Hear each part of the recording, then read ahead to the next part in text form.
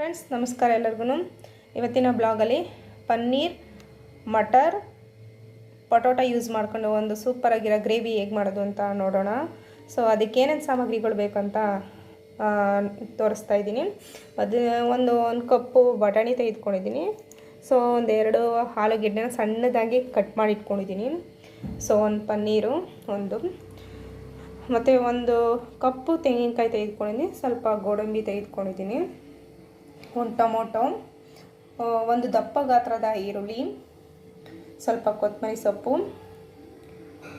ಮತ್ತು ಸ್ವಲ್ಪ ಒಂದು ಸ್ಪೂನಷ್ಟು ಜೀರಿಗೆ, ಒಂದೆರಡು ತುಂಡು ಚಕ್ಕೆ, ಸ್ವಲ್ಪ ಸೋಂಪು ಒಂದು ಸ್ಪೂನು, ಸ್ವಲ್ಪ ಕಸ್ತೂರಿ ಮೇಥಿ ತೊಗೊಂಡಿದ್ದೀನಿ, ಒಂದು ಕಾಳು ಮೆಣಸು, ಸ್ವಲ್ಪ ಲವಂಗ, ಒಂದು ಆರು ಲವಂಗ ಅಂದ್ಕೊಳ್ಳಿ, ಒಂದು 2 ಏಲಕ್ಕಿ ತೊಗೊಂಡಿದ್ದೀನಿ, ಒಂದು ಅನಾನಸ್ ಮೊಗ್ಗು, ಮತ್ತು ಶುಂಠಿ ಬೆಳ್ಳುಳ್ಳಿ ಪೇಸ್ಟು ಒಂದು 2 ಸ್ಪೂನ್ ತೊಗೊಂಡಿದ್ದೀನಿ, ಒಂದು ಪಲಾವ್ ಎಲೆ, ಸ್ವಲ್ಪ ಕರಿಬೇವು, ಒಂದು 2 ಹಸಿಮೆಣ್ಸಿನ್ಕಾಯಿನ ಮಧ್ಯಕ್ಕೆ ತುಂಡರಿಸಿ ಇಟ್ಕೊಂಡಿದ್ದೀನಿ.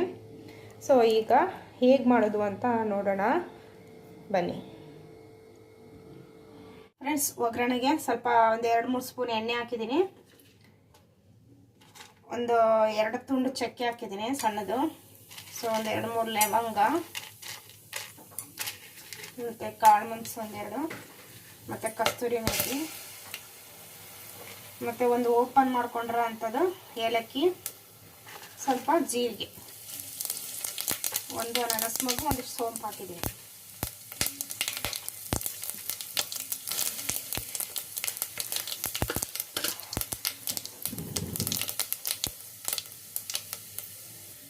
ಮತ್ತು ಒಂದು ಪಲಾವ್ ಎಲೆ, ಒಂದು ಕಪ್ ಈರುಳ್ಳಿ,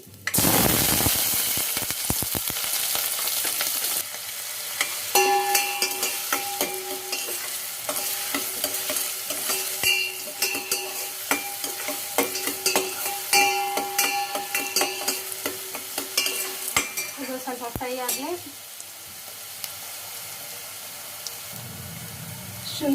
ಶುಂಠಿ ಬೆಳ್ಳುಳ್ಳಿ ಪೇಸ್ಟ್,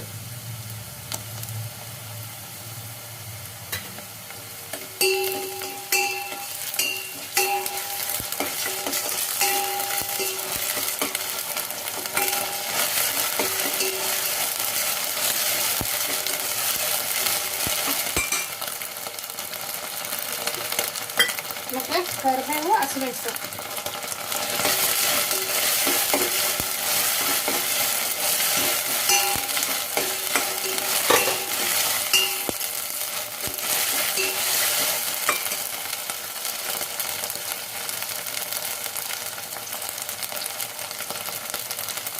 ಟೊಮೊಟೊ,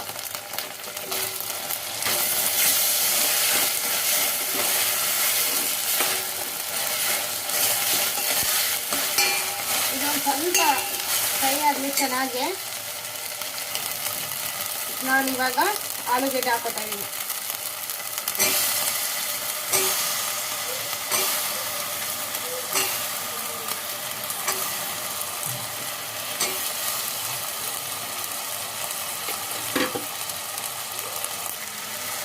ಆಲೂಗೆಡ್ಡೆನ ಚೆನ್ನಾಗಿ ಫ್ರೈ ಮಾಡ್ಕೊಳ್ಳಿ.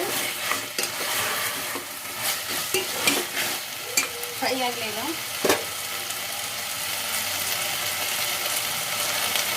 ಆಮೇಲೆ ನಾನು ಹಸಿ ಬಟಾಣಿ ಹಾಕೋತಾ ಇದ್ದೀನಿ.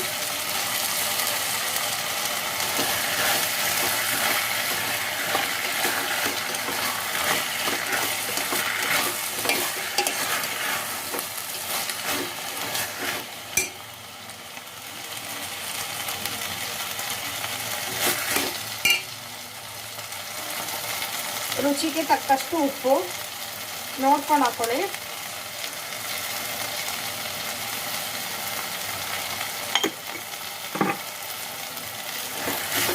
ಸೊ ಒಂದು ಮಿಕ್ಸ್ ಕೊಡಿ.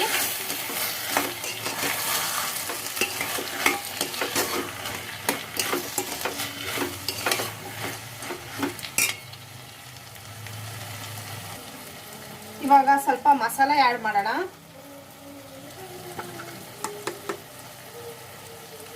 ಈ ಸ್ಪೂನಲ್ಲಿ 1 ಸ್ಪೂನಷ್ಟು ಅರಿಶಿನ ಪುಡಿ, 1 ಕಾಲು ಸ್ಪೂನಷ್ಟು ಅರಿಶಿನ ಪುಡಿ ಆ್ಯಡ್ ಮಾಡ್ತಾಯಿದ್ದೀನಿ. ಒಂದು ದೊಡ್ಡ ಸ್ಪೂನಷ್ಟು ರೆಡ್ ಚಿಲ್ಲಿ ಪೌಡರು, ಸ್ವಲ್ಪ ಕಾಳು ಮೆಣಸು ಪೌಡರು,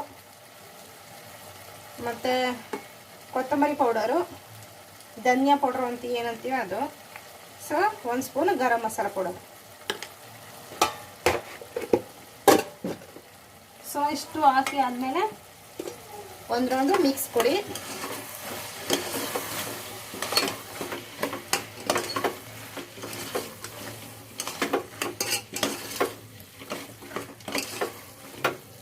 ಚೆನ್ನಾಗಿ ಮಿಕ್ಸ್ ಕೊಟ್ಬಿಟ್ಟು ಸ್ವಲ್ಪ ಬೇಯಕ್ಕಿಡಿ. ಅದು ಬೇಯಲಿ, ಅದು ಬೇಯ್ತಾ ಇರಲಿ. ಅಷ್ಟರೊಳಗೆ ನಾವು ಒಂದು ಜಾರ್ ತಗೊಂಡು ಮಸಾಲ ರೆಡಿ ಮಾಡ್ಕೊಳ್ಳೋಣ. ಸೊ ಏನು ಚಕ್ಕೆ, ಒಂದೆರಡು ಲವಂಗ ಹಾಕ್ಕೊಂಡು, ಕಾಳು ಮೆಣಸೆಲ್ಲ ಹಾಕ್ಕೊಂಡು, 1 ಕಪ್ಪು ತೆಂಗಿನಕಾಯಿ,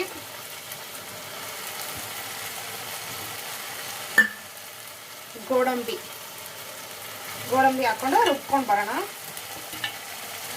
ರುಬ್ಕೊಂಡು ಚೆನ್ನಾಗಿ ಪೇಸ್ಟ್ ಮಾಡ್ಕೊಂಡು ಬರೋಣ.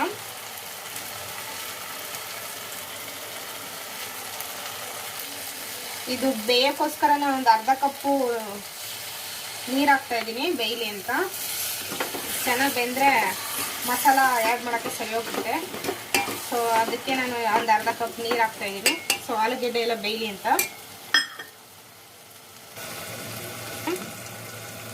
ಅದರ ಇದು ಸ್ವಲ್ಪ ಚೆನ್ನಾಗಿ ಆಲೂಗೆಡ್ಡೆ ಬೆಂದರೆ ಮಸಾಲ ಆ್ಯಡ್ ಮಾಡೋಕ್ಕೆ ಸರಿ ಹೋಗುತ್ತೆ. ಆಲೂಗೆಡ್ಡೆ ಬಟಾಣಿ ಒಂದು ಅರ್ಧ ಪ್ರಮಾಣ ಬೆಂದಿದೆ, ಒಂದು 3/4 ಪ್ರಮಾಣ. ನಾನು ಇವಾಗ ಪನ್ನೀರ್ ಹಾಕ್ತಾ ಇದ್ದೀನಿ. ಕಟ್ ಮಾಡ್ಕೊಂಡು ಹಾಕ್ತಾ ಇದ್ದೀನಿ.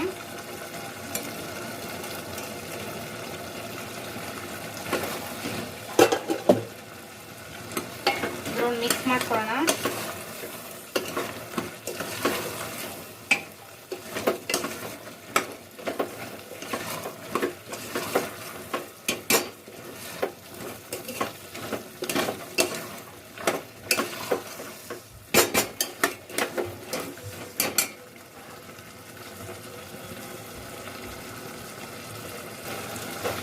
ಗೋಡಂಬಿ ಮತ್ತು ತೆಂಗಿನಕಾಯಿ ಹಾಕ್ಕೊಂಡು ಮಸಾಲ ರುಬ್ಕೊಂಡಿದೆ. ಸೊ ಅದನ್ನು ನಾನು ಈಗ ಆ್ಯಡ್ ಮಾಡ್ತಾ ಇದ್ದೀನಿ.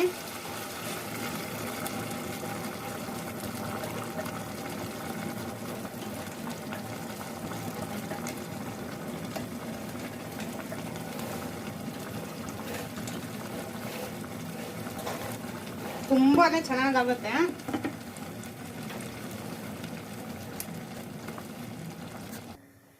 ಮಸಾಲ ಹಾಕೊಂಡ್ಬಿಟ್ಟು ಸ್ವಲ್ಪ ನೀರು ಹಾಕ್ಕೊಂಡಿದ್ದೀನಿ. ಸೊ ಇದೊಂದು ಸ್ವಲ್ಪ ಬೇಯಲಿ. ಮಸಾಲ ಎಲ್ಲ ಹಾಕಿದ್ಮೇಲೆ ಒಂದು 15 ನಿಮಿಷ ಬೇಯಿಸ್ಕೊಳ್ಳಿ ಚೆನ್ನಾಗಿ. ಮಸಾಲ ನಿಮಗೆ ಗಟ್ಟಿ ಬೇಕಾದರೆ ಗಟ್ಟಿ ಇಟ್ಕೊಳ್ಳಿ. ಚಪಾತಿ ಅಥವಾ ಪೂರಿ ಅನ್ನಕ್ಕೂ ಚೆನ್ನಾಗಿರುತ್ತೆ. ನಿಮ್ಗೆ ಯಾವ್ದು ಬೇಕು, ಯಾವುದಕ್ಕೆ ತಿನ್ನೋಕ್ಕೆ ಇಷ್ಟ ಮಾಡ್ಕೊಳ್ಳಿ. ಸೊ ಗಟ್ಟಿ ಬೇಕು ಅಂದರೆ ಗಟ್ಟಿ ಮಾಡ್ಕೊಳ್ಳಿ, ಇಲ್ಲ ತೆಳ್ಳಗಿರಬೇಕು ಅಂದರೆ ತೆಳ್ಳಗೆ ಮಾಡ್ಕೊಳ್ಳಿ ಗ್ರೇವಿನ. ಸೊ ನಮಗೆ ಸಾಕು ಇಷ್ಟು ಗ್ರೇವಿ. ಈ ಥರ ಇದ್ದರೆ ಒಂದು ಸ್ವಲ್ಪ ಹೊತ್ತಾದಮೇಲೆ ಗಟ್ಟಿ ಆಗುತ್ತೆ. ಸೊ ಗ್ರೇವಿ ಎಲ್ಲ ಬೆಂದಿದೆ. ಸೊ ಲಾಸ್ಟ್ನೇದಾಗಿ ನಾನು ಕೊತ್ತಂಬರಿ ಸೊಪ್ಪನ್ನ ಆ್ಯಡ್ ಮಾಡ್ತಾಯಿದ್ದೀನಿ.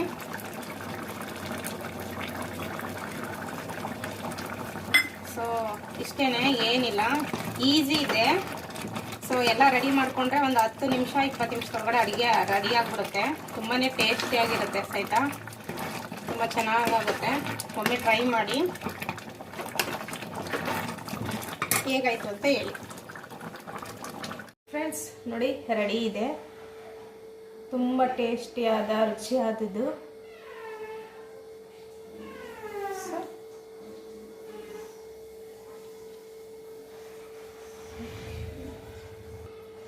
ನಾನು ಇದನ್ನು ಪೂರಿ ಜೊತೆಗೆ ಸರ್ವ್ ಮಾಡಿದ್ದೀನಿ.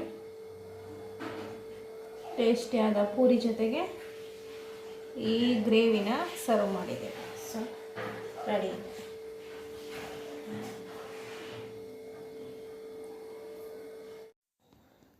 ಫ್ರೆಂಡ್ಸ್, ಗ್ರೇವಿ ಅಂತೂ ತುಂಬಾ ಚೆನ್ನಾಗಿ ಬಂದಿತ್ತು, ತುಂಬಾ ಟೇಸ್ಟಿಯಾಗಿತ್ತು ಕೂಡ. ನಾನು ಏನು ತೋರಿಸಿದ್ದೀನೋ ಅದೇ ಪ್ರಮಾಣದಲ್ಲಿ ನೀವು ಮಾಡಿ. ನಿಮ್ಮನೆ ತುಂಬ ಜನ ಇದ್ದಾರೆ ಅಂದರೆ ಆ ಪ್ರಮಾಣನ ಸ್ವಲ್ಪ ಹೆಚ್ಚಿಸ್ಕೊಳ್ಳಿ. ತುಂಬಾ ಟೇಸ್ಟಿಯಾಗಿತ್ತು, ರುಚಿಯಾಗಿತ್ತು. ನನ್ನ ಮಗನಿಗಂತೂ ತುಂಬಾ ಇಷ್ಟ ಆಯಿತು. ನನ್ನ ಯಜಮಾನ್ರಿಗೂ ಅಷ್ಟೇ ತುಂಬಾ ಇಷ್ಟ ಆಯಿತು. ತುಂಬಾ ರುಚಿಯಾಗಿರುತ್ತೆ, ತುಂಬಾ ಈಸಿ ಕೂಡ. ಎಲ್ಲ ರೆಡಿ ಮಾಡ್ಕೊಂಡು ಮಾಡಿದರೆ ಒಂದು 20 ನಿಮಿಷದೊಳಗಡೆ ರೆಡಿ ಮಾಡ್ಬೋದು. ತುಂಬಾ ಚೆನ್ನಾಗಿತ್ತು. ಇವತ್ತಿನ ಬ್ಲಾಗ್ ನಿಮಗೆ ಇಷ್ಟ ಆದಲ್ಲಿ ದಯವಿಟ್ಟು ಒಂದು ಲೈಕ್ ಮಾಡಿ, ಶೇರ್ ಮಾಡಿ, ಕಮೆಂಟ್ಸ್ ಮಾಡಿ. ಹೆಚ್ಚು ಜನಕ್ಕೆ ಶೇರ್ ಮಾಡೋ ಮೂಲಕ ನನಗೆ ಸಪೋರ್ಟ್ ಮಾಡಿ. ಮತ್ತು ಹೀಗೇನೆ ನೀವು ಸಪೋರ್ಟ್ ಮಾಡಿದರೆ ನಾನು ಹೆಚ್ಚು ವೀಡಿಯೋಗಳನ್ನ ಹಾಕೋಕ್ಕೆ ನನಗೂ ಖುಷಿ ಆಗುತ್ತೆ. ದಯವಿಟ್ಟು ಸಬ್ಸ್ಕ್ರೈಬ್ ಮಾಡೋದಂತೂ ಮರಿಬೇಡಿ. Thank you so much friends.